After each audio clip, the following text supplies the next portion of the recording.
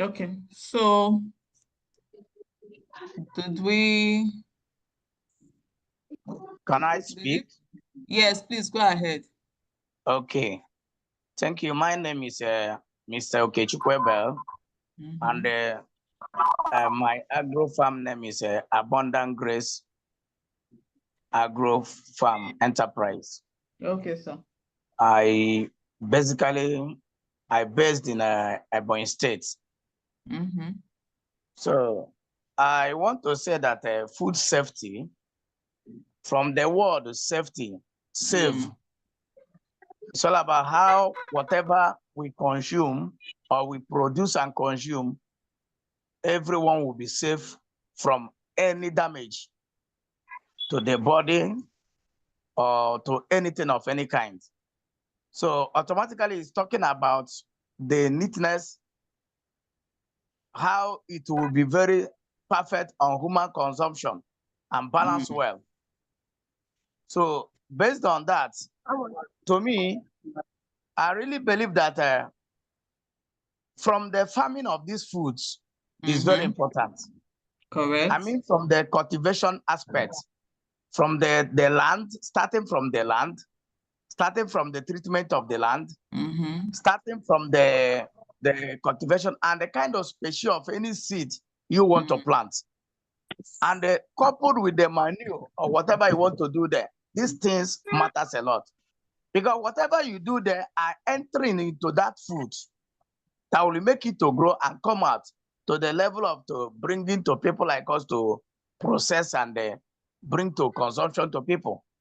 Mm. So I deeply believe that many people are using so many things they call agro growth, all those Mm. chemical of all those sorts. In my state, majorly where I am, we don't use all those things. Like if we want to farm rice now, we use all those seeds, all those grass we cut Mm. from the rice. Like me milling now, all those piece of this thing, we use it as a manure. Mm. You understand? So we don't go to buy all these those things that make a plant to grow, make it to rubber, those kind of things. For here, we don't believe in it, and that's why from my place called Amudo, if you get a Abakaliki, you ask where they are calling Amudo. Our rice are completely specific, different, total Mm. organic, total organic. So me, I believe on the safety aspect of it is very important. Is very important that everyone must detail how those, those people that are planting cassava, all those things we use to produce things, they Mm. must also be investigated. Mm. What kind of fertilizer, what kind of treatment, all those things. So that area is the major important of the safety, for my own understanding. Again, we come to the finishing top, bringing Mm. to mill to process. Then we talk about Mm. the neatness of the environment, the neatness of the workers, the neatness of the machines, and as well, you know, taking it out where you keep your warehouse, all those things need to be checkmate, because these things are very serious. Though NAFDAC aspect can do that, but I don't in Nigeria now, hence there's money, anything can go. You understand? Yeah. Like me, I know how many workers I have sacked by not Mm. keeping to the standard of my neatness of every session of my production. You understand? It has been Yes. my own heartbeat. You understand? I hate dirty. I hate anything irritation. There are people can work with some engines, even to clean it after usage. You still see them. It will be like that. They start another production. All those kind of a thing. Or even if you didn't cleaning it, dusting it, making sure that everything appear and clean. Yeah. So these are the areas I thought we need to really look into it very well. You understand?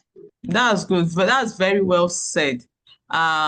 So with that in mind, Mr. Abel has opened the floor and given us a preamble of what he thinks food safety is, starting from the farm to production, and even to food safety continues up until the consumer finally eats that food and he doesn't fall sick. So let's get started. The title of today's program is Food Safety as a Marketing Tool. So we know food safety, we know marketing. How can we use food safety to increase brand awareness and also ultimately make sales in our business? Because we are all entrepreneurs, and one of the major reasons why we are in business after impact is to make profits. So how is prioritizing as a food entrepreneur can build trust and build sales? So a quick introduction. Most of us are from the community. Um, most of us are for the community, but some of us, like somebody that said I'm a newbie, they don't know what Foodpreneurs Hub is all about. So I'm going to just do a brief introduction of what Foodpreneurs Hub is all about. So Foodpreneurs Hub is a tech company that it trains and empowers, creates, provide mentorship and create resources for food entrepreneurs and aspiring entrepreneurs, people that want to start food businesses, be able to start successfully and grow it successfully. Please, let's mute our mics if we are not talking so that it will be clear. Let's, if you're not talking, please mute. Okay. And like you know, from the community, we are over 1,000 community members. We've trained over 200 entrepreneurs to start and also support their food businesses. We've awarded entrepreneurs with grants during the food funding program, cohort 1, cohort 2, cohort 3, and we've launched various entrepreneurial programs targeted at food entrepreneurs to be able to start and grow successful businesses. We have programs, we have School of Food Processing and Product Development. We have School of Food Business, where that's under the food business, we have the food funding program. Under the food business, we have food marketing, food branding. Under School of Food Processing and Product Development, we have food preservation, food packaging. We also have food safety. That's under School of Food Regulations. We have food safety, we have quality control and assurance. We also have School of Data. So those are specific programs and that we have launched to help food entrepreneurs. So if you're interested in any of this program, just let us know. So I'm the founder of Foodpreneurs Hub. I have a BTech and MSc in food technology. I have experience in the food industry. I've worked with Flour Mills of Nigeria. I've worked with Leventis Food. I've worked with UAC. I just recently graduated from my MBA, and I am currently an operations strategist and organizational design consultant. I'm also a wife, I'm a mother, and I'm passionate about just empowering people to be able to achieve their goals and achieve their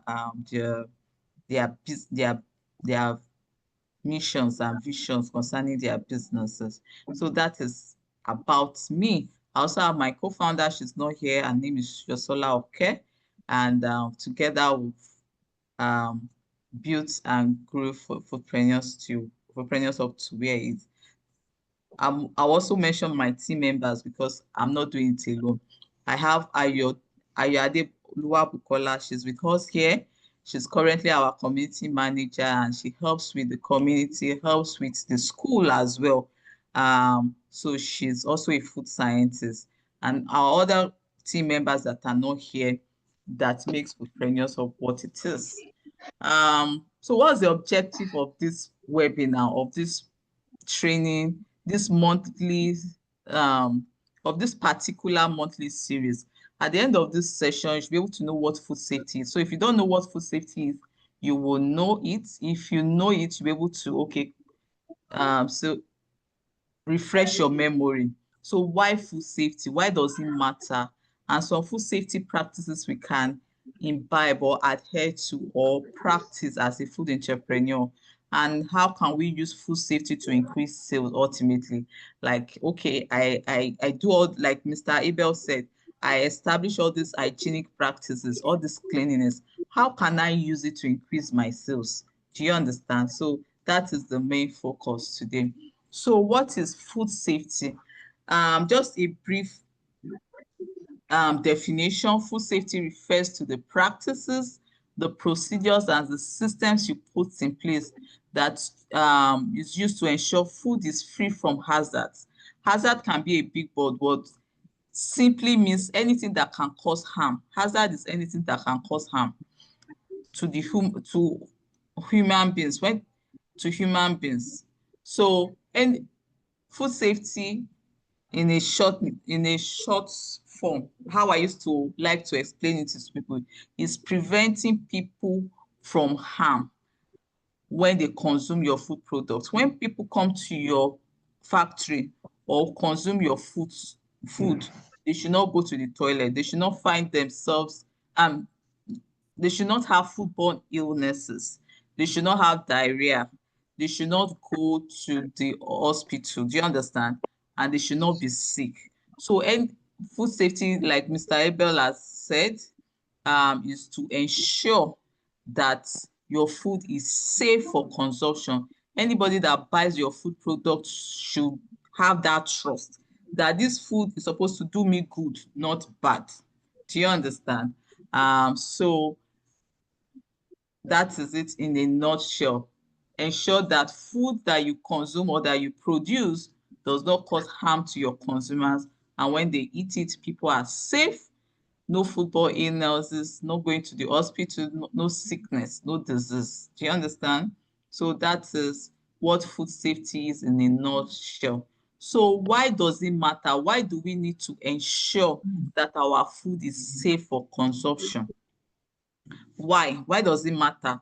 Why it matters is as a entrepreneur, you're producing food, but other people that are going to buy that your food, they have expectations. If I'm going to the store to buy any food, my expectation is that that food should satisfy me. It should I should enjoy it. Do you understand? It should meet my nutritional needs, not send me to the hospital. Do you understand? So people have expectations about food product that this food product should be good, and if they have any slight doubt that this food product is not good, they will not buy it. And people, because of increase of knowledge, people are aware. There's that awareness in the that people have about food safety, about food. People are aware of adulterations. People are aware of chemicals. People are aware of what, and most people are conscious of what they take, and that is why it matters. So, and why you're in business is also to be able to meet consumer needs.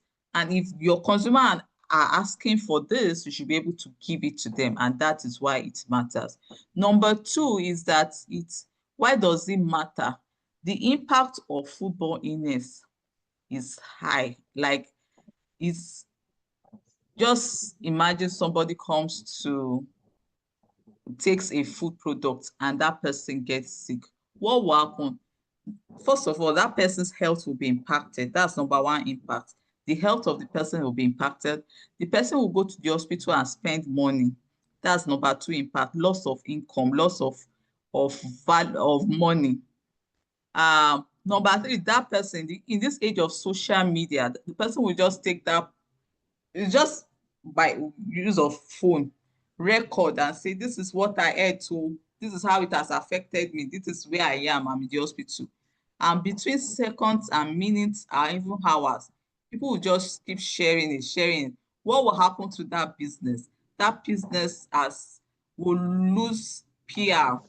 The brand name has been affected negatively because people already know that this brand, this is what, if you take their product to, you are likely to get sick. So you have bad brand image on the business will have bad brand image. And because I know we are not here, the business, if you have a bad brand image, people will not buy your product. And when they don't buy your product, what happens? You will lose money, and before you know, you are out of business. And it is also likely in a very developed countries, there's legal implication. The person can sue that company to court, and you will, before you know, you start paying fines, and they can be very they shut down that business. So that's how the that's how football illness, not having food safety practices in place, can affect your business. It is it is it's something that we should take seriously as food entrepreneurs, because we are producing what people will eat, human beings will eat. Then number three, why it matters, because regulatory compliance.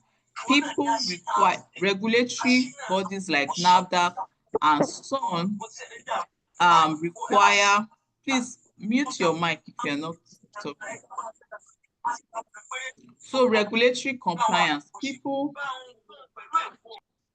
agencies like NAFDAC and SON requires you, especially in Nigeria, requires businesses to comply with certain standards. So, and if you don't comply, if you want to register your food business, if they come and do inspection and they say, okay, you're not complying with their with their standards that they've given to you, they will not give you your NAFDAC certification, and they may likely close down that business. So regulatory compliance, that's why food safety matters. Then build consumer trust.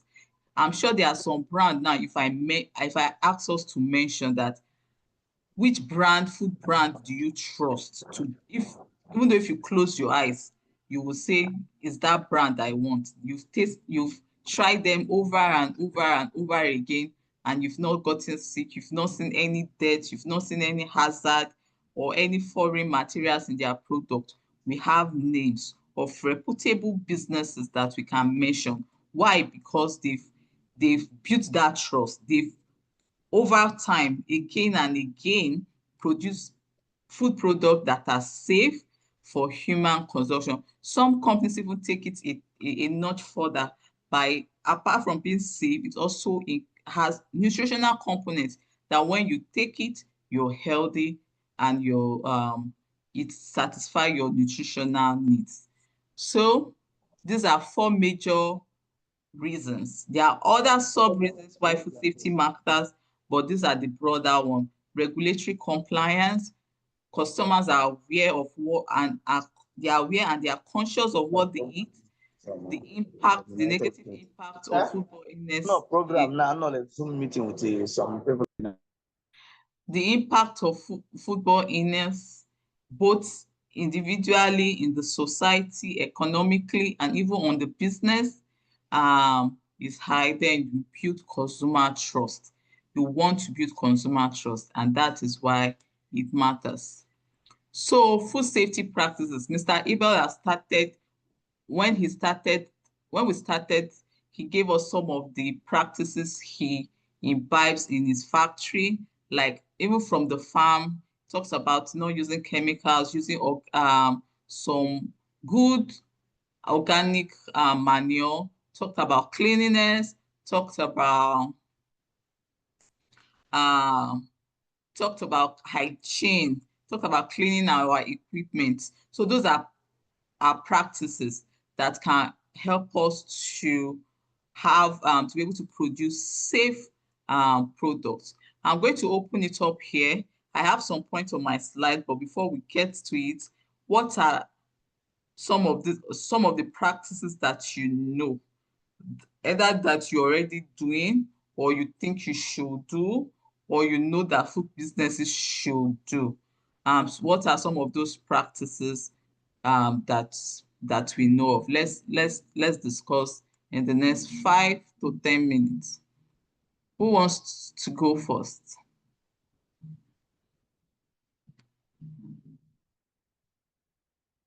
Should I call names? I've not heard from, okay, I've heard from Mr. Abel. Samuel Olalekan, you came in between. I've not heard from you. Can you tell us what you know about food safety practices? If you're a food business owner, have you applied any of those practices? Are you carrying out any of those practices? Samuel, can you contribute?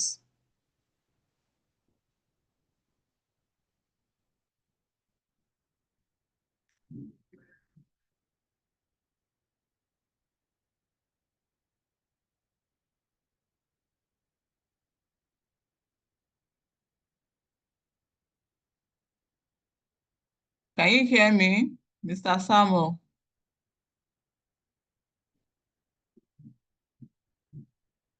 Or who else wants to go if Samuel is not ready?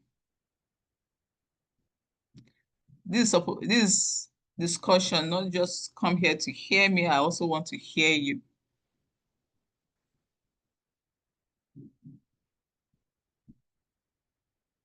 I see Onyedikachi M. Okechukwu. Do you want to can you come off mute and tell us some of food safety practices you think we should apply?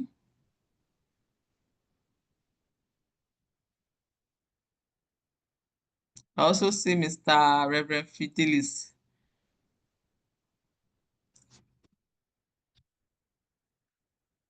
What happened now? You guys are quiet on me. Don't be quiet on me, oh. I want to hear your voice.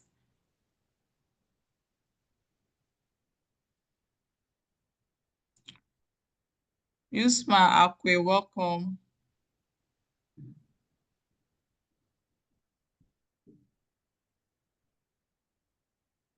Thank you. Or is it my voice? Can you hear me? If you can hear me, just say yes. Let me be sure you guys are hearing me, actually. Where's the chat?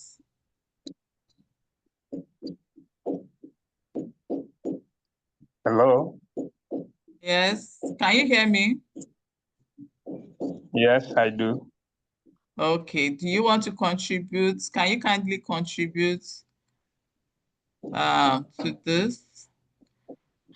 Do you know about food safety? Have you heard of food safety before? Yes, I do. Okay, so what But, are example of food safety practices?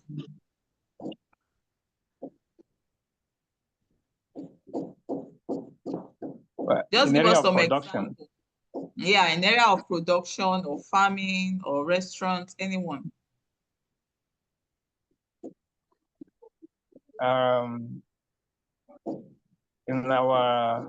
For us, for me, we're still doing a kitchen production of little production. We have not got established yet, but we are concerned very much about the sanitary environment. Okay, that's a good one. That's a good start. What we do. And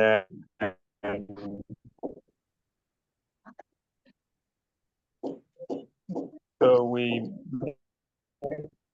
make sure my wife particularly is involved in producing a soybean powder.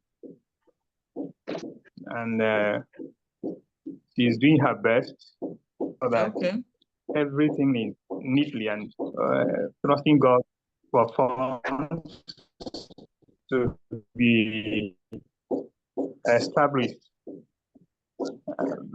She takes it upon herself, my wife takes it upon herself to produce from the washing, the way she would get the beans, the soya beans, wash them, dry them, grind them, package them.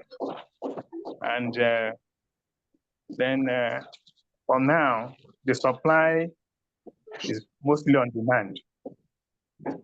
So we can attest to the fact that what we're doing is neatly produced and packaged, but not much because of the little capital. We don't have much capital to do it in a big quantity yet. Okay. But that's the much, at least I trust what we're doing. Okay, that's good. That's good. Who else want to contribute? When we come back, I'm going to pick some of the points Mr. Reverend Fidelis mentioned. He talked about washing, he talked about processing, he talked about packaging, he talked about sanitary. Those are food safety practices some food safety practices, and it's good. And you also said when you started, you said we are not yet established. Food safety should be considered at every level in business. So you don't have to wait till you have a very big factory. Even though if you're doing it in your kitchen, you have to put some of these food safe practices or systems and standards in place. Do you understand? So don't say that, okay, oh, I'm still a small business, or I'm still doing this in my kitchen, so I shouldn't do it. No, anytime you decide to start producing, either you start producing from your kitchen, you should be imbibing some of these food safety practices. Oyedikachi, do you want to say anything? I see that. Yes, ma'am. Yeah. Good evening, ma'am. Good evening. Yeah, I want to say that thank you very much for this evening. Good I want evening. to say that food safety from the scratch, like from the farm, we have to use organic means to a kind of fertilize our produce, our crops. It begins from there. We have to find every means we can, use available means to reduce chemicals in the farm. That will go a long way in helping our food to be safe.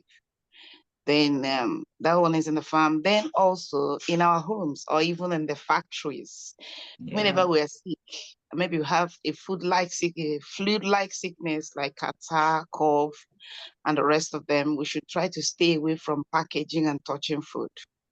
Also, wearing helmets, closing our hair while we are in the factory, or even if it's in a local way, trying to package food for humanity, we need to be very, very careful, handle them with safety. Also, we need to label our food to track dates. You know, the day you're packaging it and the little time it can last. So we need to write those dates. It's very important because we might get loss of when we packed and wouldn't know when to dispose, when it's no longer good for consumption, which is expiring date and manufacturing date, very important in our own small way. Then we also have to be careful of leftover food. Maybe we need to track the quantity of food we are packing so that if we are not able to pack all, we need to be careful of storing them against the next time, next work day, okay? So that they wouldn't spoil. Sometimes, money is involved. We might be tempted. We might be tempted because of loss of capital to keep packaging these things for humanity. Conscience has to be there. And the love for humanity. For me, when it comes to food safety, you must have love for life.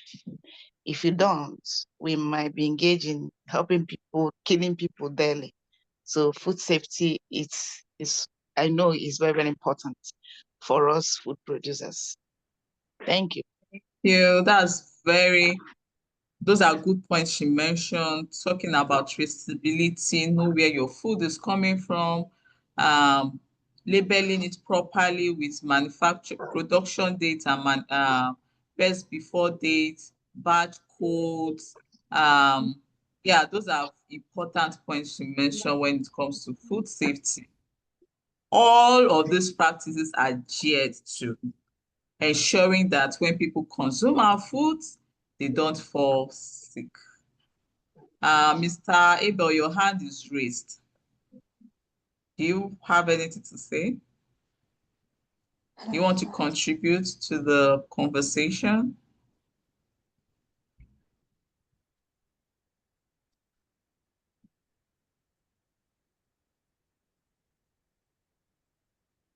Mr. Abel, are you there? Or it's been raised since when you talked? Okay. I see Madame Olufoke's hand is raised. Good evening. Good evening. We were talking about how to, like, food safety practices that we'll imbibe in or we should imbibe in our food business. so you can contribute to. Good. Please go ahead. Hello, good evening, ma'am. Good And good evening. evening, everybody. Even though I joined quite late, but I was actually rushing home to join this meeting. And in like 2, 3, 4, 5 minutes I've joined, I've seen justice being done to a whole lot of things. What I'm really particular about is actually traceability.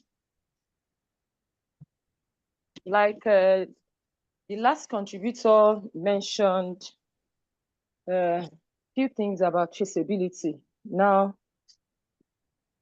I never knew that traceability would be this big.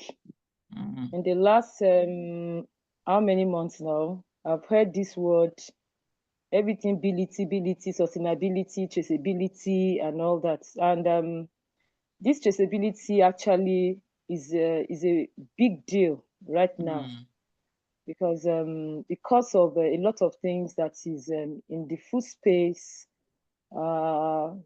people trying as much as possible to actually trace what I'm eating.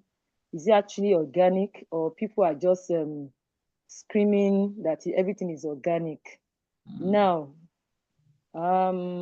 yes, we cannot all be farmers, really, because tracing from farm to fork is actually the in thing now. People want to know what they use to plant what we are eating, and all that. Yeah. And I realized that of a truth, I won't say we cannot really trace, but let's say now in Nigeria, you can only trace, I think it's less than 10%. Because really, I think we're about 12 on this call, or 13. How many of us are actually where your plantain is coming from? Can you really trace what they used to plant it, the chemicals when they are spraying, and all that? For me, because I use a lot of plantain. Now, we are trying to transition into dealing with children malnutrition. And out of all the trainings I've attended, we are talking about traceability, because these things you have to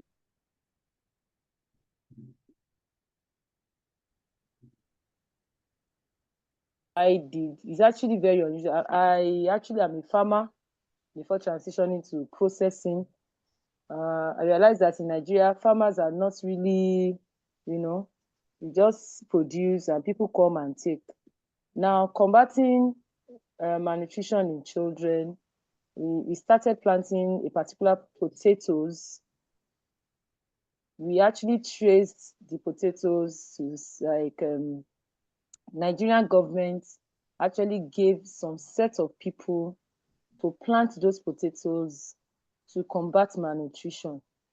So I think presently people are ordering the potatoes, that particular potatoes, because it has a lot of beta carotene for pregnant.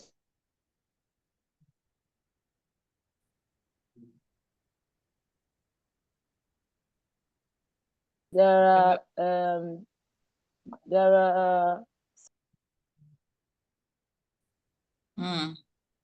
I guess our network threw her off. We can't, but yeah, while she's trying to come back, traceability is another aspect of food safety. So for some of us, just like the word said, traceability, you should be able to trace where every ingredient that is in that food product comes from. So if you are, for example, if you are doing, like she said, if you're processing plantain flour, you should be able to know where the plantain comes from, what they used to grow that plantain, what are the chemicals used. And this also speaks to documentation. If every aspect of the value chain, from farm to production to warehouse to marketing, document each processes, document their raw materials, document their ingredients, document their sources. traceability will be easy. And for us, Nigeria, most of us don't document things. And so farmers need to document. Even the manufacturers of those insecticides and pesticides also need to document where their chemicals are, so that when you're tracing it backwards, okay, you can trace it to the source and be able to know what had happened and where, if anything has gone wrong, where it can be corrected. Madam Funke, is she still here? Okay, she's not. I saw her join and she's, I guess, the network. Mr. Abel, your hand is raised. Do you want to say Yes, anything? I want to chip in a little thing. Okay, sir. What I want to say is, this very topic we are treating now is indeed, to me, is a heartbeat topic to me. Because to me, I consider it as it must be to every person striving to become a food entrepreneur, to be a vision oriented, because if you look at Nigeria today, some people start very well. When success has caught them up, you see that the test of whatever thing they have are no longer like that again. So let's see that we are not just looking for money, but we are looking for a name to make a change that can stand forever. And we can be able to attest that when we say this food is like this, that is what it is. And that is what I'm really, because this thing is now divided into two. Like maybe the last speaker or before the last speaker said that though he does not farm, he understands. He bought from farmers. For me, everyone should endeavor to be able to also farm. Or even if you cannot farm, you'll be able to know whom you buy from because of this food safety. How do they farm? How do they, all those things? You must have a lucrative knowledge about it and also see it the way they are doing it. So if that cannot give you what you want, you can change them. And you to must have at the back of your mind, because of this very topic, that you have to grow in your own industry to begin to do all those things. You understand? It's very important. For me, I'm just saying my mind, it's very important. So it's not the issue of we trying to grab money and do this and do that. The issue of for us to know that we are talking about life, our own life, other people's life, and even vice versa to our side. And that's why we are talking about name, the longevity of this name and this company we are establishing matters a lot. You understand? So yes, sir. Let's really understand what we are talking about. Let's really understand what we are talking about. That I have an opinion that if you people are funding us, there must be time to time checkup on our live video, the way we processing it from session to session, from all this to this. We seeing it, you people seeing it. There must be a checkup on that, time to time. Not just that we go to NAFDAC and receive a registration certificate or whatever. No, it's not enough to that. You understand? I'm trying to voice out my own opinion because this very topic carries it all. Whether you have goods, food you are exporting to pretend to anywhere, it matters a lot. So that you know the percentage of anything you are putting that will be okay to the diabetes patient, to the normal patient, to the person that is looking for lost weight, all those things. It's all about also component of food safety, not just when we wash our hands or when we make things clean and neat. All those things matters a lot. That's what I want to chip in, man. Thank you, Mr. Abel. You've said a lot. So everything matters. Every little thing matters when you're producing. The washing of hands is important. The covering of your hair is important. This type of nails should not produce food. Do you understand? To the trimminess of our nails, to not wearing rings in the factory so that iron will not get in. All matters, to traceability, which seems to be the big one. Every little thing matters. Madam Olufuke, your hand is raised. You were talking and the network Yes, cut you off this. Yeah, but do you want to? yes. I'm back now. Like the last speaker just said, I met him talking about there is still traceability that is actually particular about. So I was talking about malnutrition in children. So somehow we're able to get the potato vine, Mm, and now we are actually because of this traceability that we are talking about, we're actually planting ourselves mm, now. Planting not because it's easy to plant those things, but planting because as a company, you want to wash yourself clean. That I was actually part and parcel of this process. We are talking about children's nutrition here now. Now, I'm part and parcel of this process. We did not use fertilizer. We use organic compost, mixing them, proportion, taking notes of the weeks and all that, I know that we Nigerians, we have not gotten to that space. But things, believe you me, things are gradually changing because everybody's talking about this traceability. Unless that person is not in the food space, people are really doing. I think I just left a call talking about using maggots. When I say not just ordinary animal for animal feeds, how you rear Yeah. maggots. Talking about clean energy and circular economy and all that. Yes, tracing that thing that, okay, I can actually say I am part of this process and it doesn't stop there. Since you now know, we now know that traceability is important, it's now building a community around this traceability, because really, I cannot plant on my own the things I'm going to use to process. That's where the challenge is now. Yes, we are talking about traceability. You cannot talk about traceability without talking about sustainability. How do you sustain this traceability? Yes. Is it that you want to produce one off thing and you not do it again? No.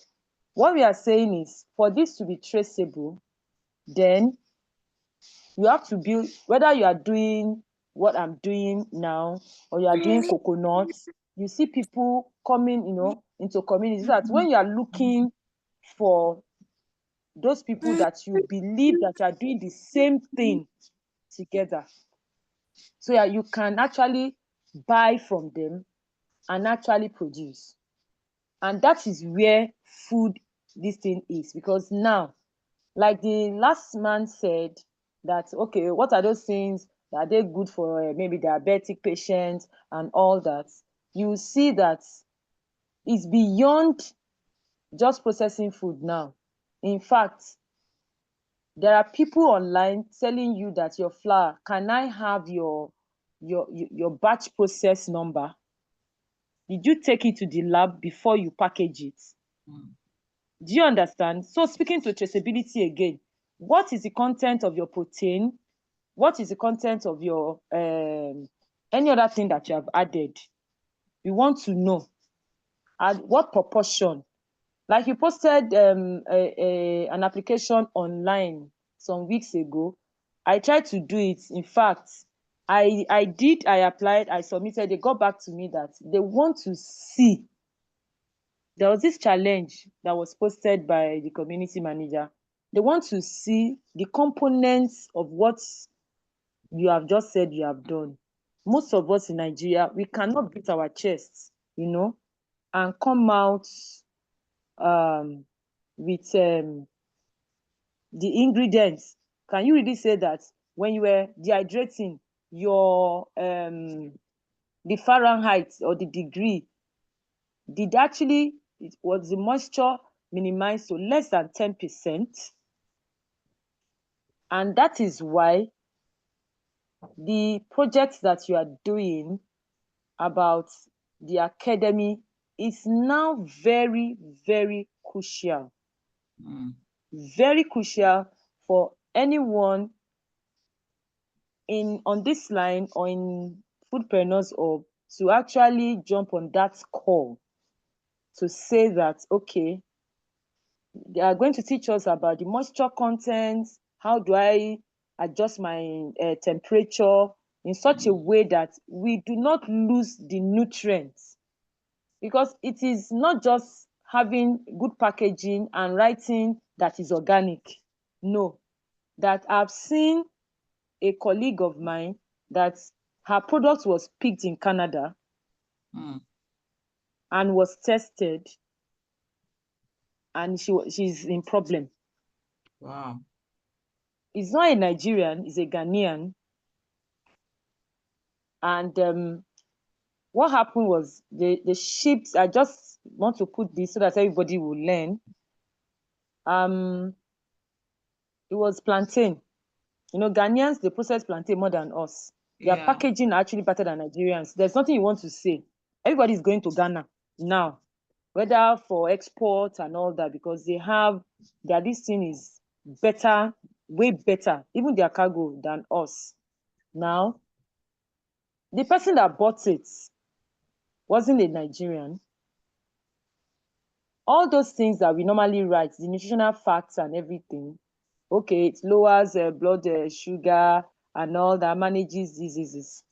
Now the person just got back from the doctor, and by the time the person will be going back, they realized that the blood sugar actually went up and not down. Now they started tracing. Now, what did you eat recently and all that? Now they traced to the point that it was actually the plantain flour. This thing I'm talking about is a lot of problem for that person.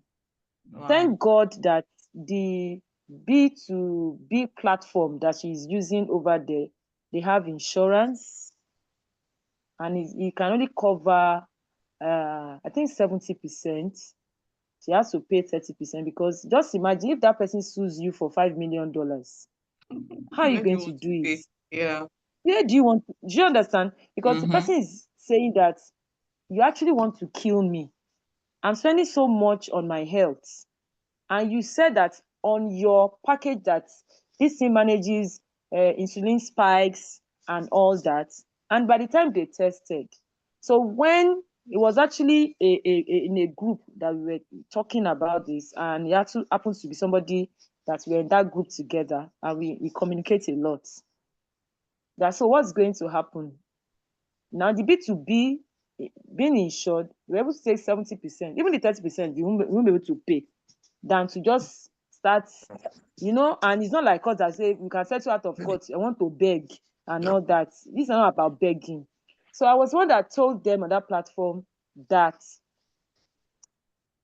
most of us that we are into processing, especially flour, using plantain, we don't know that when you bring your plantain from the farm and you keep it under the sun, the ripening process you have activated already. You might remove this thing, the ripening, the sun helps you to, because I know that from very little, when they'll bring green plantains into the house and it's not, it's not ripening, that my father would just come and say that, put it in the sun. Once the sun beats it and you remove it and put inside the nylon, the following day, yeah, it will be ripe. It will be ripe, yeah. So most of us from the farm, we are tired. They drop a lot of plantain for you. You have people peeling those plantain. You were talking, sun was beating it, and you think that you're already in business. It doesn't go that way. It was from that point. And okay, it doesn't mean, because we don't want to waste it and all that, and see the results of that thing on another person's table that is causing problem. If you think that they cannot trace your food, they will. That's by the way. The next thing about traceability is your QR code I know that Nigerians are not putting it now. If you are seeking into like exporting your food and all that, your website has to carry your QR code in such a way that they can use their phones to scan your QR code, takes them to your website. Now they read everything about your food. Then, especially a website that has a blog, you know, they read about the food, the preparation, because on your blog you have put, okay, all those things I want to talk about on the Instagram, you can actually put it on your blog too. So okay, we now put it in water, we now do this, you use your spatula to turn it until it is now, you know, like that. People see. So it's part of traceability. We cannot, as Nigerians, have done all those things and put them, and they will now test our products, and they will now find out that it's not actually what is there. So that's just my own little contribution, you know, about traceability. I hope it helps. Thank you, ma'am. Yeah, that's very, very insightful. And especially the story, even before you came on the call, when we started this call, why does food safety matter? We're talking about the legal implication, the impact of foodborne illnesses, regulatory compliance, legal implications like this. So thank you for bringing that to life by sharing that story. And I'm sure Nigerians, where we are right now, we're talking about exportation. When you export, are you sure that if any of this regulatory agency picks up your product, they won't find another thing or something contradictory to what you declared on your label? Because of time, I see Usman, your hand is raised. We'll call you when we get to the next discussion point. But right now, let's just go through the slide. When we get to the next discussion point, I'm going to call you first. So some of the food safety practices I have on my screen here.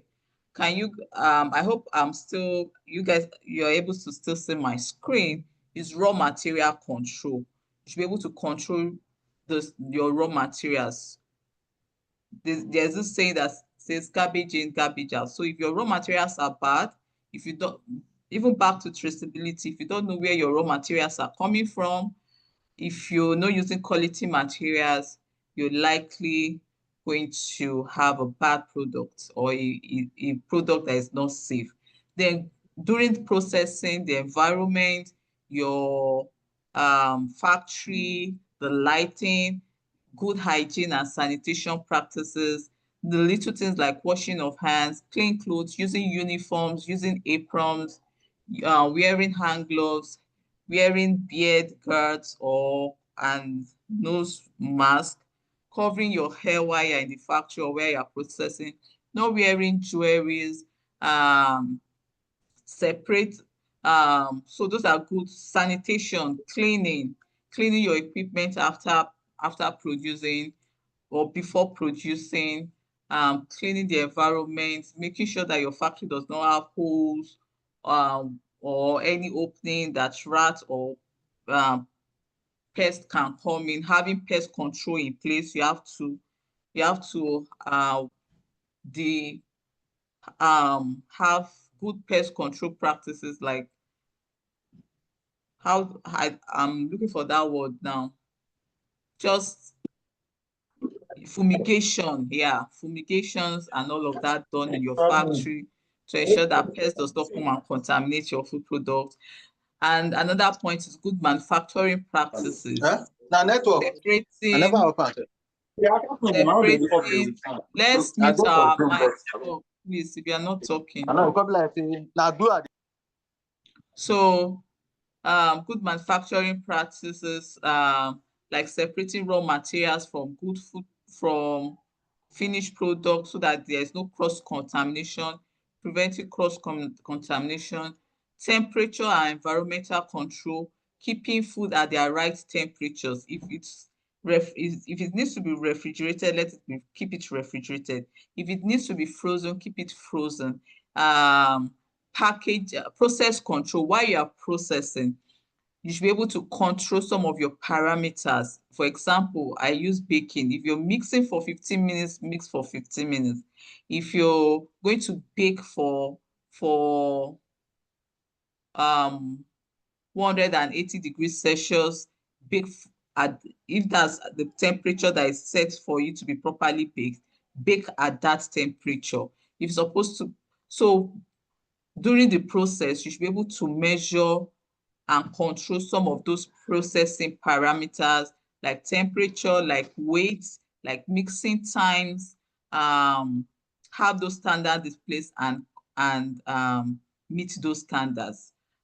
Packaging safety, ensure that your product is packed safely, because this food safety is it's throughout the value chain, from the beginning to the end, until that customer eats your food and it's safe. That is when you can say you've done your work. So even during packaging, you can have your product can be safe after production, but if you do not package it well with the right packaging material to keep it safe from contaminants, from external contaminants, from the environment, even during transit, if you're, for example, if you're distributing cold product that needs to be refrigerated, even during transit marketing, you have to continue to keep that temperature cold or refrigerated until it gets to the consumer. So packaging safety is also important.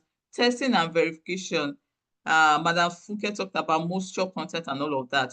Your raw materials need, as you grow, your business is going to grow, you need to be able to test your raw materials for moisture, for protein, for carbohydrate, for even to test if there's the microbial load, if there are microorganisms in your raw materials during production.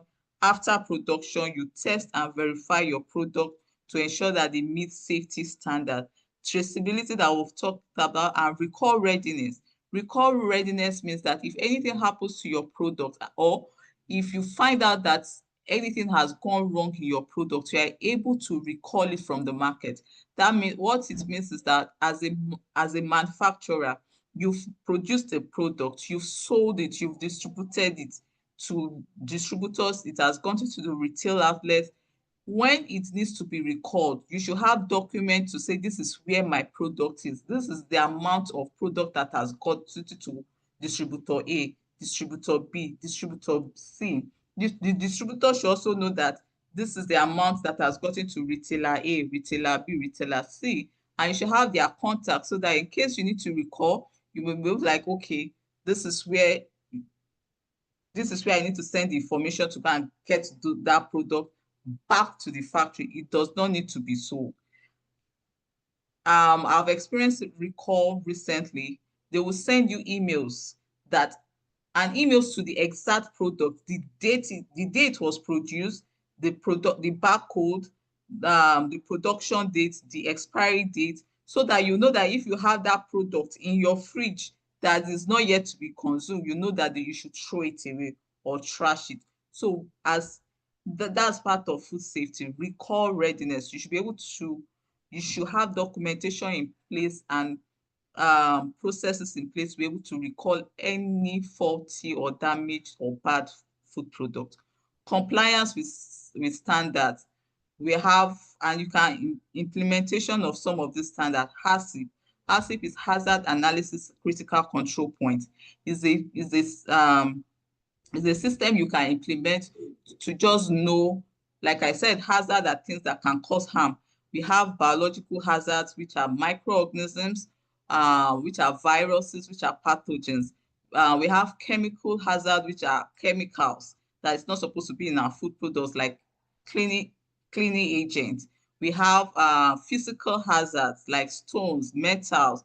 Just imagine chewing a food and you chew stone or you chew iron. You can damage somebody's teeth, or God forbid, if the person swallow it. That is a serious issue. So those are hazards that you want to prevent from getting into your food products, prevent from getting into the processing line, prevent from getting into being in your raw material. So implementing this hazard means like you are analyzing the hazard, you know your processes, and you implement the 7 principles of HACCP. If you want, because of time, I won't go deep into this, but if you want to know more, there are programs that we've put in place that you can get to know more how to implement HACCP. Then you have the ISO 22000. These are food safety standards that you can implement to ensure that you produce safe food products. Putting in mind that we have farmers, so there are safety standards too that you can implement on the farm.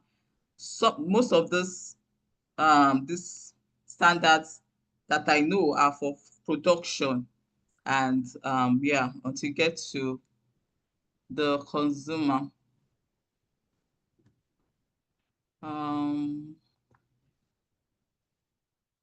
Trying to get to move to the next slide so that we'll still have much to cover.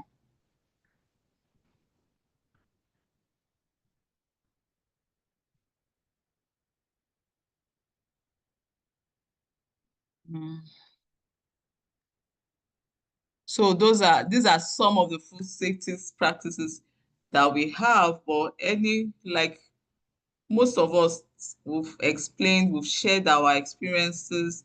There are more that you can do. And you shouldn't overlook any one of them. My slides are not moving.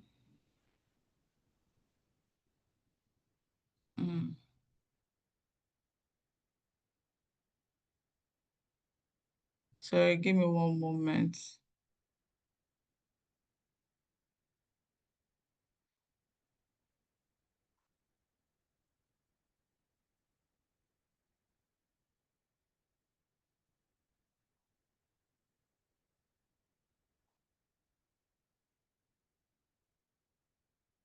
So now to marketing and sales, because like the topic said, it is how to use it to be able to increase our sales and increase our brand awareness. Because after doing all these things as entrepreneurs, we want to make money, we want to sell our product.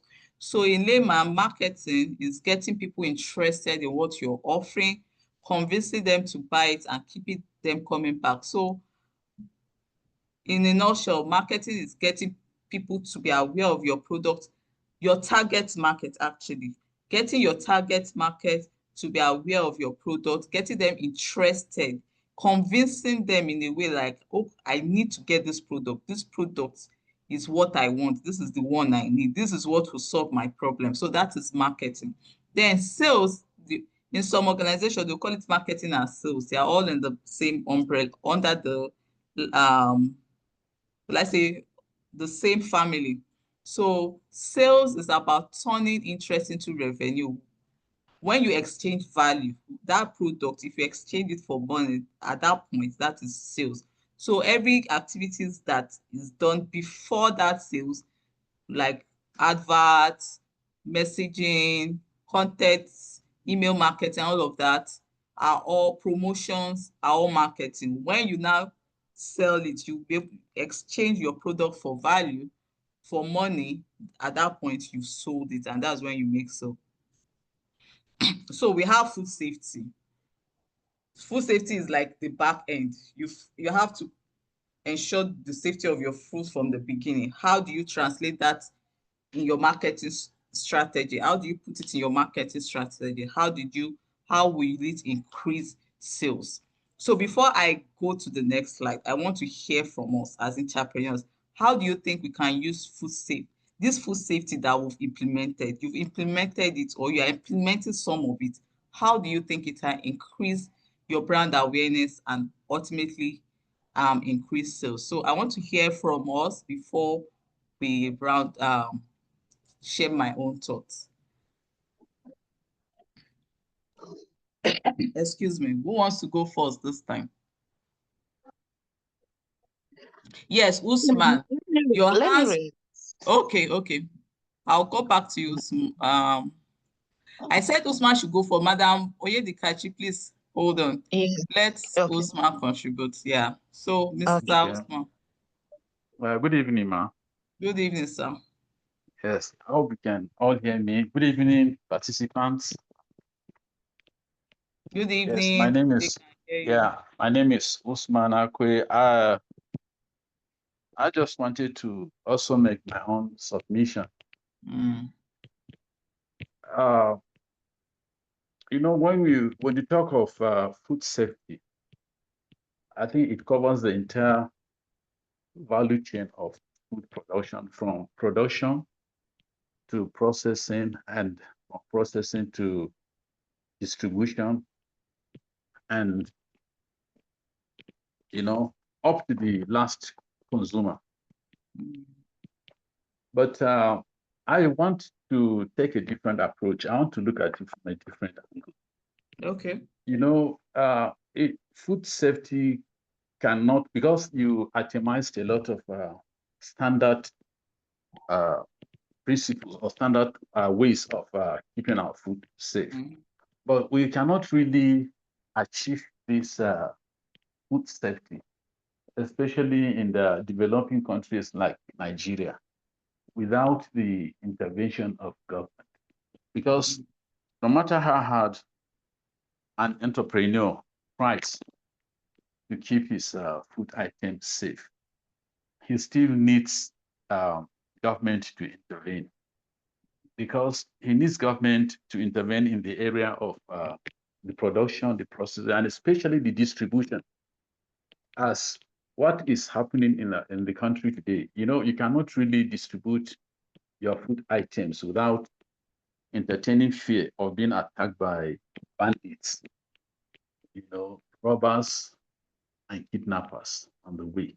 For instance, if you want to transport your food items from Jos to Lagos or to Port Harcourt, you will be traveling, with fear, because anything could happen. And if anything happens, your food will be damaged. Everything will be seized. For example, if you are kidnapped along the way, there's no way your food item will get to the last consumer. So in that regard, your food is not safe. And again, if government does not provide infrastructure such as electricity, because there are certain food items that you need to refrigerate them, you need to keep them in certain temperature, at least for you to increase their shelf life. So if government does not provide electricity, how do you now keep, or how do you now store that food? So, and again, even in the area of road construction, if you are an egg producer, for example, and you want to transport your eggs from one point to another, and if the roads are bad, there is no way you can achieve that result. So in that regard, your food is not safe, and so on and so forth. So the point I'm trying to make is this: if you juxtapose countries that have progressed in terms of law and order, in terms of education, in terms of infrastructure, and so on and so forth, with countries that are struggling with corruption and ineptitude on the side of government officials, you discover that those countries that have progressed infrastructurally eat safer food, eat better food than those countries that are, are swimming, in corruption. So,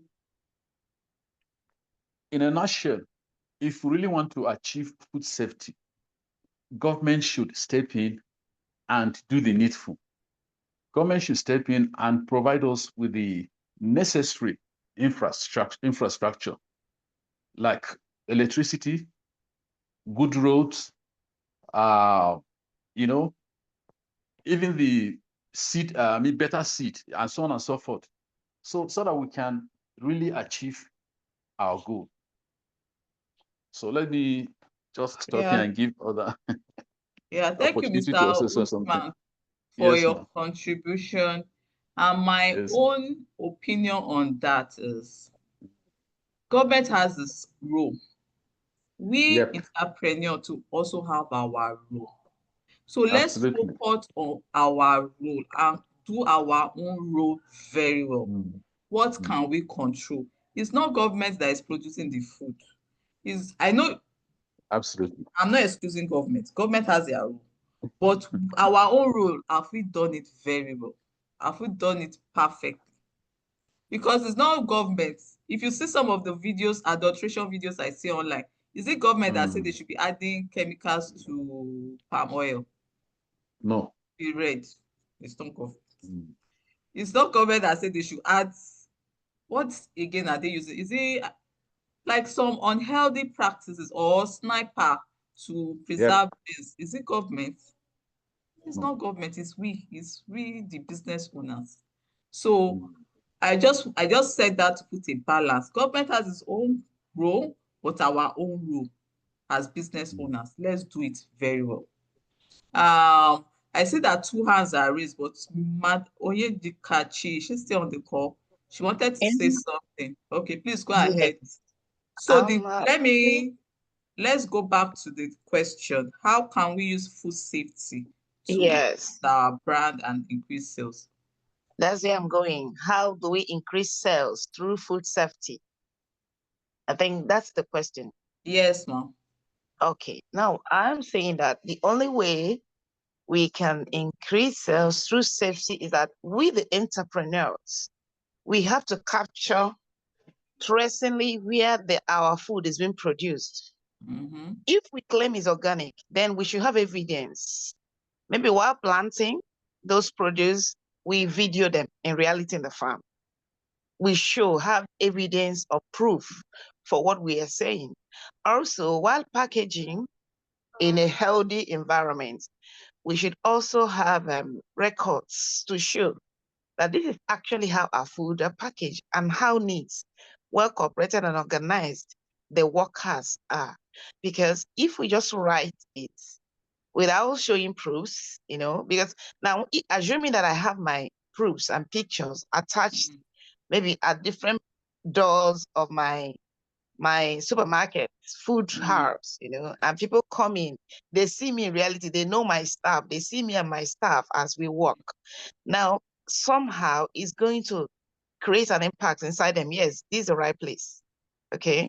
That they're not just faking it, So that's the way we can improve this ourselves, increase ourselves. Also, we need to highlight the value added at every stage of our process and practice of production. Value added through the food safety. If we do that, track it and have evidence of it. Definitely, especially in a place like Nigeria, people get attracted. It's a matter of time. Okay. That's what I have to say. Then also, I want to react to what the speaker just said now, Mr. Osman. What I know personally, the way I define entrepreneur as myself is that an entrepreneur is someone who is capable of breaking boundaries to get what he or she is looking for. Because we have been here as entrepreneurs in Nigeria. If actually we depend on government doing things for us seriously, this country will be nowhere. So all these things all that he just mentioned now are realities. But as an entrepreneur, it's not everybody that's an entrepreneur. Because if you check businesses, why they don't last is because those people that open businesses 5 to 10 years, it collapses because they're not entrepreneurs. Because first thing an entrepreneur does is to see how you're going to break boundaries, break the problems, create solutions inside you as you move against the problem that will stop you from achieving results. And number one is what he just mentioned, government. So as an entrepreneur, for me, if you want to make it and survive, remove government from your mind. Do your own. Like when you use it as the example of egg, okay? You now look for a way to pad your vehicle that's supplying egg properly with foam down. Find a way to pad it well, maybe grasses, fold it very well so that any problem along the road, no matter how the shock is, most of your eggs will not be lost because there's nothing we can do. If we wait for government, entrepreneurs will not make it in Nigeria. That's a fact. As you just said now, most of the problem we have, we were asking of produce that people, especially people use a lot of chemicals to ripen banana, very dangerous. People use a lot of chemicals to ferment fufu, very dangerous. There are many bad practices. The palm oil we eat today, seriously, if we know what some people do before they bring it to the market, you will not want to eat palm oil. So the entrepreneur goes to the ground to find out where to source out and enlighten them why you don't have to contaminate this, because the end product is that people are dying. So thank you. That's the little I want to say now. Thank you, Mrs. Oyedikachi, Madam Oyedikachi. Those are wonderful points. So you mentioned we should have facts, be able to back up our food safety with facts and highlight it for marketing. And when people continue to see those facts, those proofs, they will come around. Thank you. Another Madam Olufunke, your hand was raised. Then I'll call on Mr. Usman. And I think that will be all for this session. Okay. Thank you, ma'am. Thank you, the last speaker. He has actually dealt seriously with most of those things that can actually make our marketing strategy, pick up from the back end of food safety. What I just want to add right now is we should all know that by now that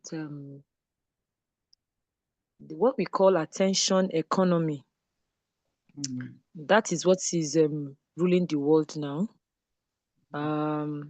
People want to see us. Most of us, we hide behind our adverts. I know it's not easy for an entrepreneur because we have to do a lot of we are shouldering a lot of responsibility because most of us are startups.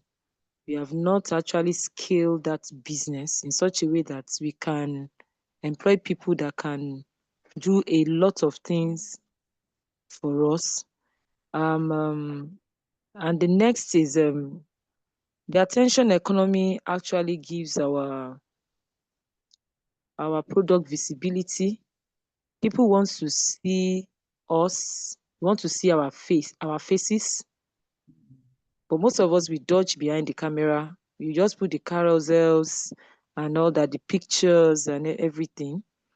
I try to, after a training that I had, I tried to, it wasn't easy going online to actually face the camera and telling everybody that I am this, I am that, some people, some of us were camera shy, but as an entrepreneur, you must be your biggest fan, the fan of your product, by coming online, talking about it, being visible all the time. The day I tried that, I've never gotten up to my insights has never gotten to 100 before. I saw it shooting up to like 1,000. When I did that, I just want to prove that, okay, this visibility they are talking about, we have done everything and everything. Okay, I'll try this thing, and we tried. And so I think it's very paramount for every entrepreneur to come online. It is not about you spending money on ads. No. People want us to talk more about what our products, the benefits of our products. Like, for example, talking about, okay, this thing is fortified with vitamin A. Are you sure it's fortified with vitamin A before you go online? There's a difference between fortification and being biofortified, all these things. I didn't go to, I'm not a nutritionist too, but on this food space, we should go extra mile to learn some things so that when they ask us, we'll be able to, speak confidently on those things. Then, talking about packages, are we using food grade packages? Let's talk more about it. If you are using it, talk more about it because we know it's going to improve the shelf life. Having said that, Before I leave the call, what I want to ask Madam Shola is actually, have we ever thought about foodpreneur having like a processing, like a mini factory for processors in Nigeria? Why do I say so? Most of us, we don't really have the um the equipment, after going through all these trainings and all that. Now coming back home, we don't really have that capacity because most of us, we are still starting. So I'm just putting it to humor. Maybe in some of your goals, we cannot stay in the incubation center forever because incubation centers are just meant to stay there for some time and leave. Then when you are leaving incubation center, for where now? To where are you leaving to? Is it back to your kitchen and all that? Now, if you have, like most people in Nigeria are processing flowers. Now, if you have a standard dehydrator at a fee, I'm just thinking about that, at a fee, and you're able to see the moisture content and all that, like that. I know that your vision is online, training people online, but I think we need to take it further because that is what you position your brand. Because people always refer to, if you give me value, I will refer to it that I'm coming from Foodpreneur. This is what they are doing, differently, that actually can stand them out.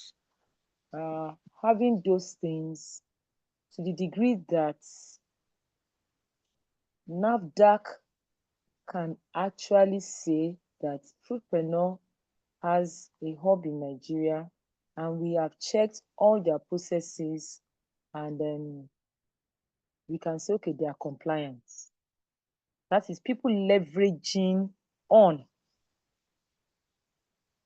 all those things that you have taught, and you're actually taking it up to the next level in such a way that if I want to process flour in Nigeria, at least I can actually go. Okay, the other man was talking about electricity the other time. People are moving away from that because nobody wants Tinubu government to kill anybody because of the hike in electricity. People are moving seriously to solar, I think recently I saw online where the generator, a small generator that actually, came from China with a solar panel, for processing, because everybody wants a clean energy now. Everybody's talking about clean energy.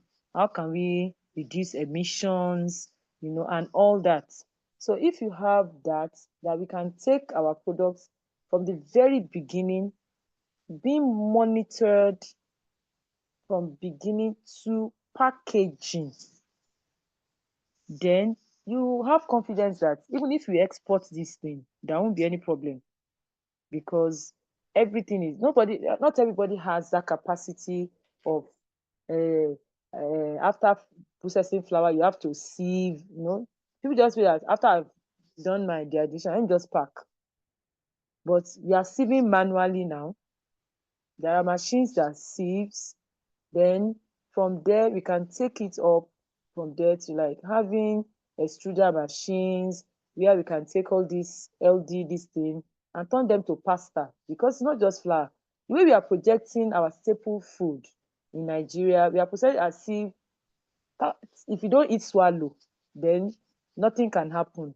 Are we thinking about, as we're exporting, thinking about other cultures, that not everybody wants to do swallow? And this thing can actually be moved from flour, into pasta, like that. But the capacity and the technical knowledge, since you have that, I think It's a request on behalf of every one of us. They didn't send me, I sent myself. On behalf of everybody, That's a maybe huge we can request. have that. Thank you so much, ma. No wahala. Those are nice points about even when you were talking, you're talking to all of us. That's Yeah. coming off camera. I think you guys even just see my face once in a while in the group. So that attention academic is for everybody, including myself. So maybe we'll have a challenge one day and we'll hold each other accountable. You have to post at least your video once in a day to promote your business. So yes, attention academic content strategy. People want to know that you know your stuffs, that you know what you're doing. They want to hear it. So I like that. And your request, processing hub, I've heard it and we'll work towards it. It is achievable. Thank you so much, ma. It's Thank you, ma. achievable. Yeah. Mm. Mr. Usman, I think this should be the last contributor so that we'll round up. This is supposed to be 2 hours. Anytime we come for this monthly series, or anytime we come for to talk like discuss like this, we'll end up just staying over our time. It just shows that we have something to share and we are learning a lot to impact ourselves and our businesses. Mr. Usman, please go ahead and contribute, make your contribution.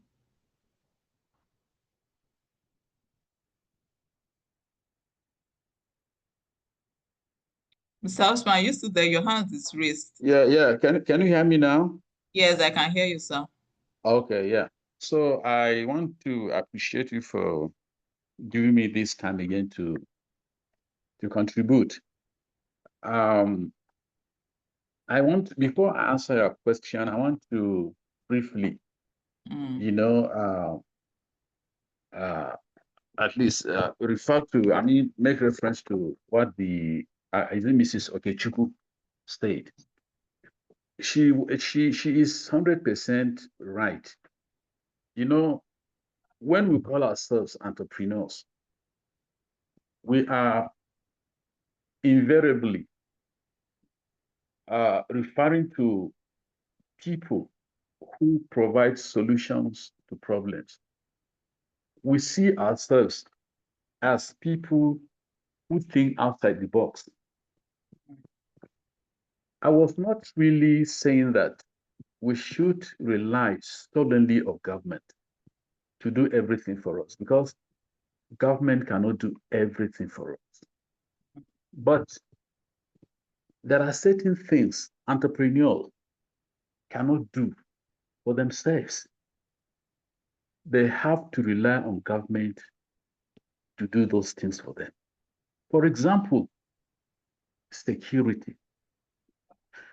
No matter how an entrepreneur thinks outside the box, no matter how an entrepreneur wants to be independent of the government, or wants to try to do everything himself or herself, they cannot provide security for themselves. They still need government to do that for their businesses to thrive. Let me give an example of myself. I am a beekeeper. I keep bees. And we do this business with my wife. I have my beehives scattered all over my farms. Sometimes if I don't go to inspect the hives, my wife does that. So there was this day, it was on Easter Day. My wife went there to inspect my hives in the farm. And then she was picked by 8 bandits, 8 gunmen. They took her to the wild, where she was there for almost 2 weeks. They hung her, they tied her on a tree. She was fasting on a tree. And then she was subjected to all kinds of indignities, simply because She just went to the farm to inspect our bees and to see whether the honey was ripe for harvest or not. So this is a very good example. Now, if you can't access your farm, in which way your food is safe? You see, when Mrs. Okechukwu was talking, I know probably she's in Lagos. I'm from Jos. I'm Jos. So I'm speaking from Jos. And we have different realities.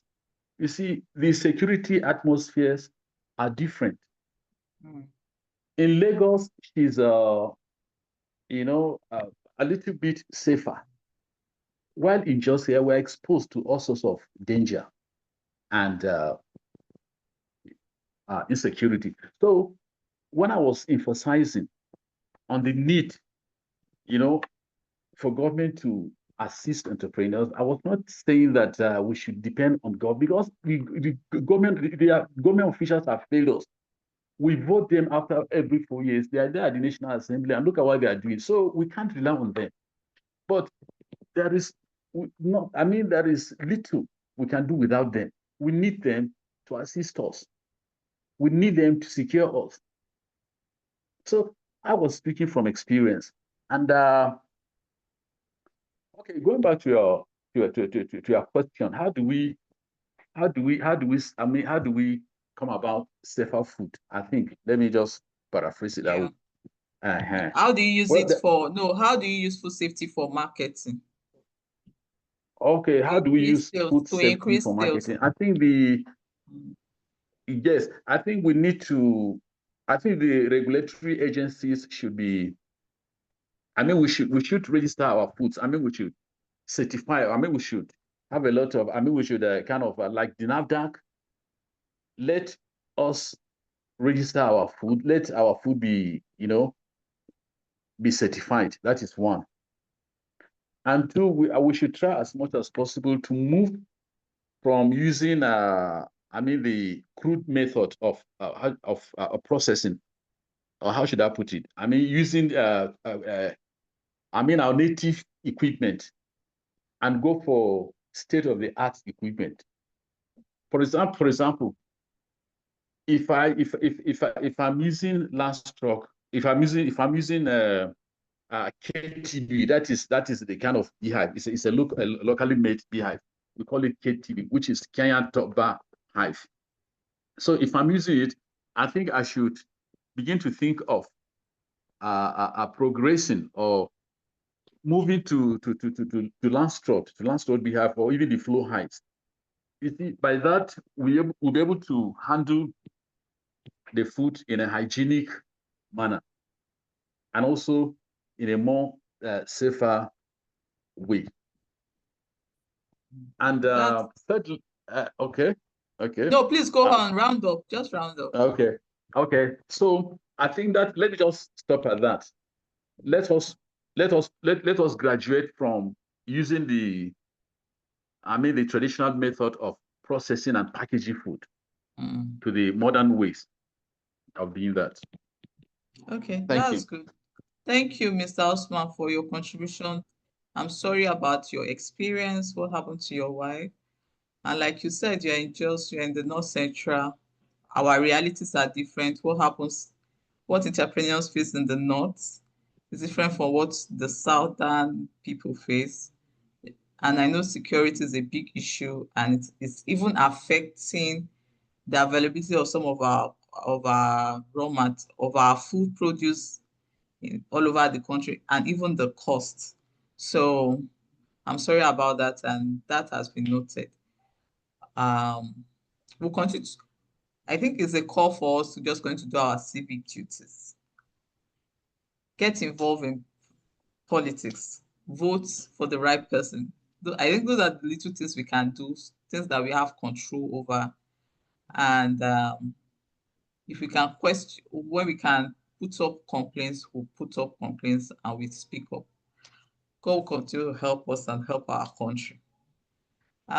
So to marketing, how can we use food safety as a marketing tool? After we have established all those food safety procedures and practices, you need to tell your food safety story. Tell it, say it, own your story, craft your story. Let people know that you have these procedures in place. Show them, like Madam Lufuke said, show them. You can do, in this era of social media, you can do video tour of your factory. You can do video tour of your processes. You can let people see how you package your goods. You can let people see how you process them. When they see it, they believe it. You can even put an address that they can come and see for themselves if they have doubt of how you process your food. So tell your food safety story. Highlight certification and compliance. If you have NAFDAC registration certificate, say it, announce it. Not that you will get it and you will keep it under you keep it in the drawer. Let it even be on your social media profile that this is NAFDAC certified. You get, highlight your certifications. Use packaging to build trust. Let your packaging speak to the quality of your product and to the safety of your product. Educate your customers. Madam Olubuke also mentioned that when she was talking about attention strategy and content strategy, your customers want to know that you know about your products, you know where your raw materials is coming from, you know your processes. Educate them about the nutritional benefits, how you've educate them on even the food safety practices you've put in place. Let them know food safety in itself can be a marketing strategy, because if you say this food is safe and you have facts, like Madam Oyedikachi said, have facts to back it up and show them, they will come, because people are tired of unsafe foods. People are conscious of their health. So announce it at the rooftop, highlight it, show it, tell your story, educate your customers, train staff as brand ambassadors. You can let your staffs are the people that work for you. Train them to be your brand ambassadors to talk about your businesses. You can also tie food safety to your business vision and mission. Like I said, you can let them know that as a company, our vision, our mission is to ensure that people have access to safe food. If it's safe plantain, safe palm oil. If you are selling palm oil, you are selling palm oil that has no chemicals, you let people know that your own palm oil, you can show them the process and show them how you package it without chemicals, just to build that trust. And you can craft it as a story. It could be you're tired of seeing people have access to or consume food products that are not safe, but you're passionate about ensuring that you produce safe food. That is a mission statement. Then you can use reviews and testimonials. When people tell you your food product is good, let's spread the word. Collect feedback from your customers. When they use your product, let them give you feedback on how they feel about the product, how they feel about the quality and the safety of the product, and let them announce it and spread it and share it. Keep talking about it. So these are ways you can make food safety. Another thing I want us to be aware of, not that you just say it and not do it. After you've done it, after you've established those you're practicing those food safety processes and procedures, after you've established it and you're carrying out those practices, then you can include it your food strategy in your marketing strategy. Tell people, highlight it, showcase it, use reviews and testimonials, and gradually people begin to build trust. They buy one, they buy two, they buy three, they start referring people, and gradually those sales, those money start coming in. And I think that brings us to the end of the content, what I wanted us to share and discuss today. and it has been interesting. I've learned a lot myself from the contributions. At this point, I'll just give, because of our time, this was supposed to be for 1 hour. I will spend 2 hours. If you have any questions that we want to ask, maybe something is not clear to us, I can take 1 or 2 questions before we call it a day. Any questions at this point?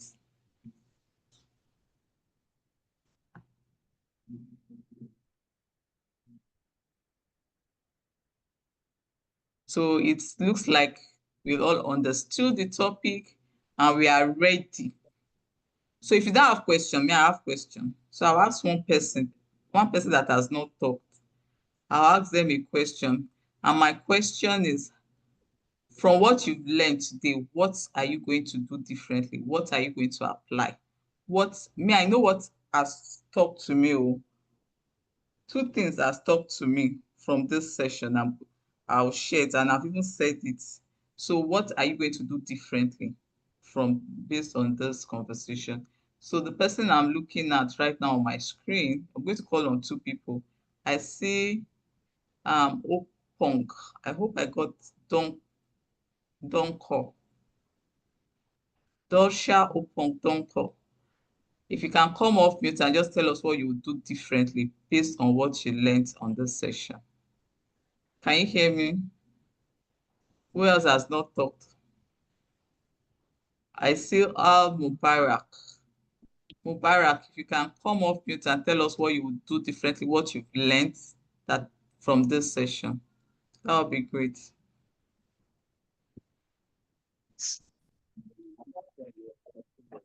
Good evening. Good evening.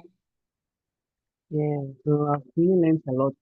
And personally, I'm practicing my food hygiene. Though I'm into yogurt production actually, and I practice my food safety precautions.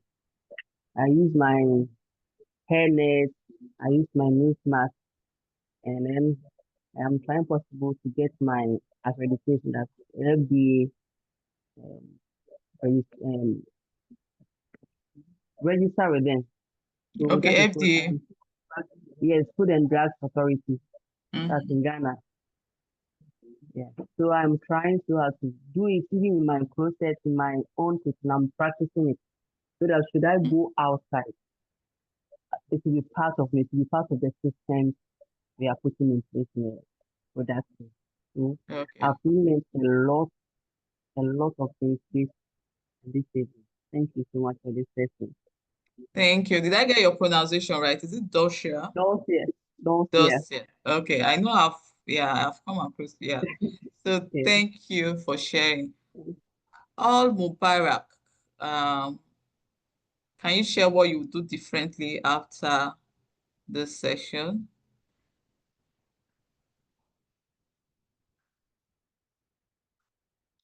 Come off mute and share. Can Mubarak hear me?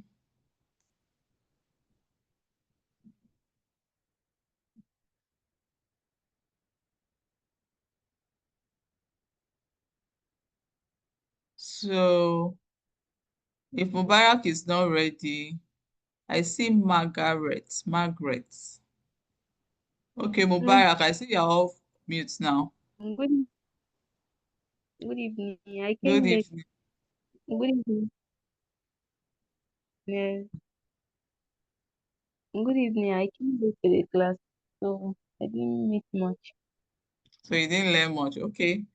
Make sure you watch the recording to be able to understand what I've been taught and how you can apply it, either as a start up or you're about to start. Do you understand? Okay. What about Margaret? Yes. Madam Margaret, what have you learned?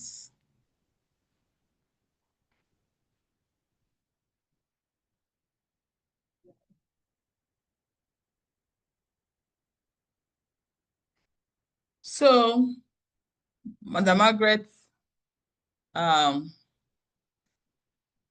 okay.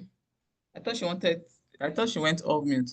So if you want to learn more, in this food space.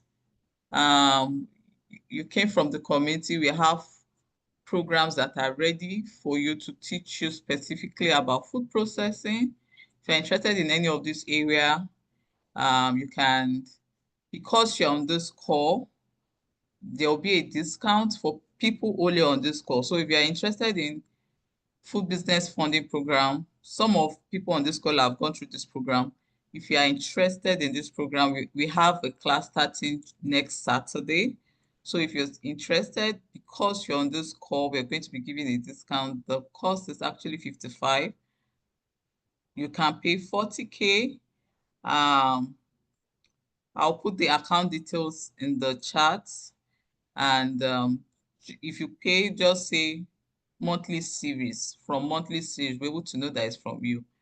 If you use the link, you will get the normal price. But because you're on this call, the price is discounted. So food business funding program, food processing and preservation, if you're interested, you can also pay. The price is 55K. You can pay 40K. Food processing and development, the actual price is 55K. You can pay 40K.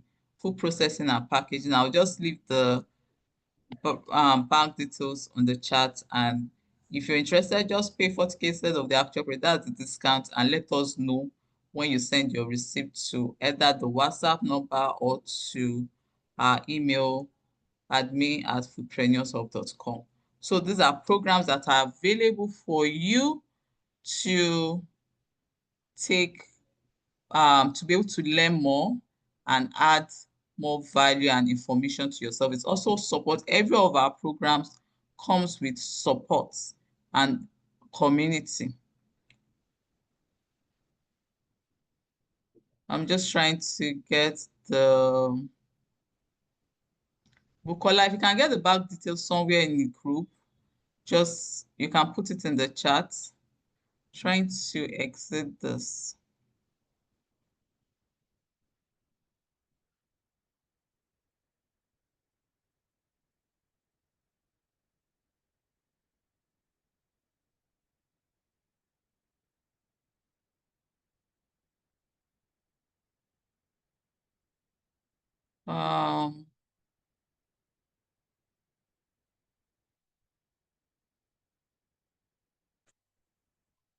So while I'm trying to get the bank details, I can't get it. So, but if you are interested in any of this, you can chat me up personally, or chat Bukola, or chat Foodpreneurs of that you came to this session and you want to pay for the discount, and we'll make the details available to you. So apart from that, we've come to the end of this session. It's been interesting, it's been fun. I've learned a lot. Personally, I learned about attention, academic content strategy, put yourself forward, be very, very visible, carry your business on your head, make that sell, let people know what you're doing, let people know that you know what you're doing. So that brings us to the end of this program. Thank you very much. Thanks for attending. I'll put the recording, when the recording is ready, we'll put it in the group. See you in the community. Continue to contribute to the community. Don't be quiet. Don't be quiet. Have a great day, everyone. Bye. Bye, ma'am. Thank you. Bye, Good night. sis. Always Yeah. good to have you. Thank you, ma'am. Margaret, yeah, we'll put the recording. You can see Techno. Techno did not speak. Techno star 5. You're welcome. Who else? Okay, I think that's all. And thank you, Bukola. Thank you, Joshua. I see you guys are here. Good night and enjoy the rest of your week. I sent you a message on. I sent a message on the group chat. Okay, I'll check it now. Do I need to check it before I end the call, or I can end the call and check it? You can end the call. You can end the call. Okay. Check it.